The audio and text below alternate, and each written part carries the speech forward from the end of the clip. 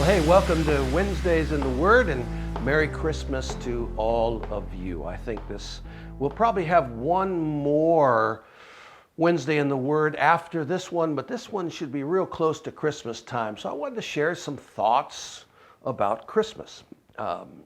This Christmas season, my family, on my side of the family, the DeCoven side, we all gather together as a family.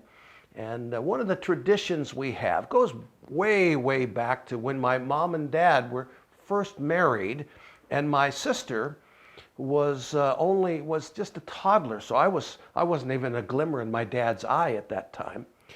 But we celebrate a birthday party for Jesus, and the reason for it is because back in the day, my dad he was in the Navy. They were in the, I think, Washington or Oregon area.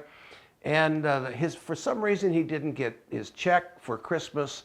And so they had virtually nothing at all in the house, nothing to buy presents. Of course, my sister was, like I said, a toddler, so she wouldn't have known the difference. Like most kids, they get lots of Christmas presents when they're 1 year old, and they would rather play with the box and the wrapping paper. But anyway, in other words, we waste a lot of money. Put it into their college fund. Forget about it. So,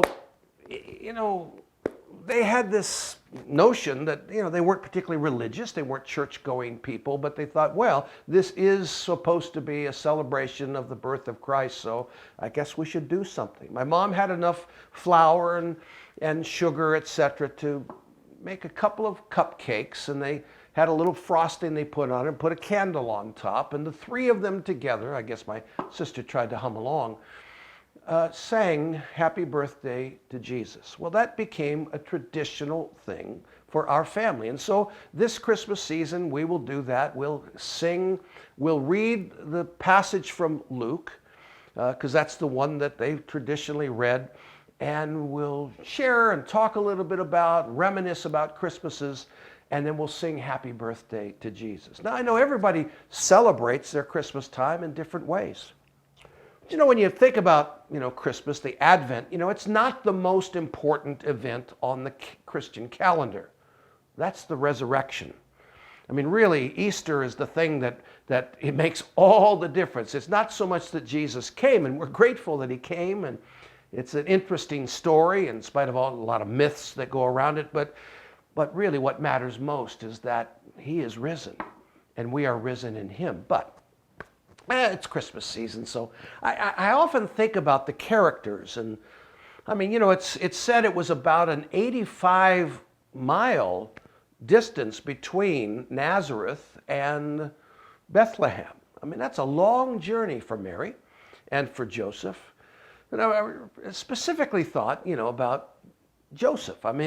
Joseph gets maligned many times or virtually forgotten in the Christmas story, but he had a pretty significant role. And I was thinking from Matthew chapter 1, verse 18 says, "Now the birth of Jesus Christ was as follows. When his mother Mary had been betrothed to Joseph, before they came together, she was found to be with child by the Holy Spirit. And Joseph, her husband, being a righteous man and not wanting to disgrace her, desired to put her away secretly. But when he had considered this, behold, an angel of the Lord appeared to him in a dream, saying, Joseph, son of David, do not be afraid to take Mary as your wife, for that which has been conceived in her is of the Holy Spirit." It goes on from there. Now, I think about that Joseph, what an interesting character. He was apparently a bit older than Mary, some think significantly older. But nonetheless, he was a good man, a righteous man. He followed the law, he tried to live right, and he had every right to could have had Mary stoned to death because obviously she had been fooling around on him. But he was a good man. He didn't want that to happen. He really cared for her. But to be open to a dream. I don't know about you, how you might have responded to that. No, really, honey, Holy Spirit, it's not me. I don't know what happened, but here I am. I'm pregnant. Yeah, sure. How do I explain that to my friends down at the pub? I mean, that's a tough one, but Joseph was he was a good man. He was a righteous man. He didn't just hear from God in dreams once, but a number of times, and spent his time and energy raising a child that wasn't his. But he did so with grace and with truth. He raised Jesus to be a carpenter, to be a man of integrity, etc., within the small town of Nazareth. He understood his role. He understood his place. And though he wasn't he's not the shining star of the New Testament, he does have a very important role that he played, as did Mary, the mother of Jesus. And really, they need to be honored and remembered. You know, one of the things about the Christmas season, one of the things that we'll do as we read the scriptures, we will reminisce.